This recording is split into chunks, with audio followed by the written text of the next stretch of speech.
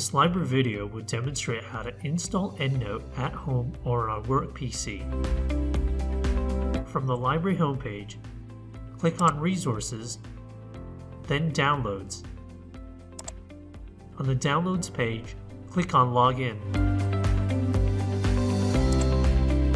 You'll need to enter your Weston ID and password, then click Login. On the Secure Downloads page, click on the link to save or download the zip file. Before starting the installation, make sure to close all Microsoft Office applications such as Outlook and Word. The next step is very important. Go to the location where you downloaded the file and then unzip the file. Then open the folder where you extracted the files. There should be 2 files. Then double-click on the EndNote Windows Installer package file to start the installation process. Then click on Next and accept the following prompts.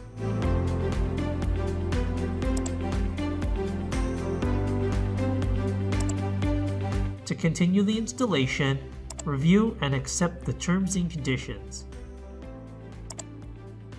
If you are a first-time user, I recommend using the typical installation.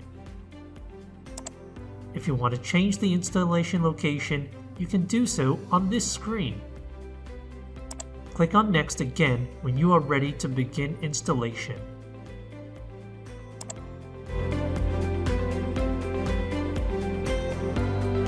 When this is complete, click Finish to finalize the installation.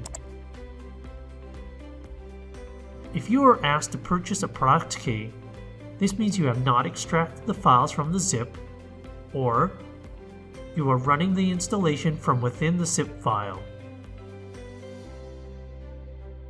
The library has FAQs, guides, and regularly runs classes on using EndNote.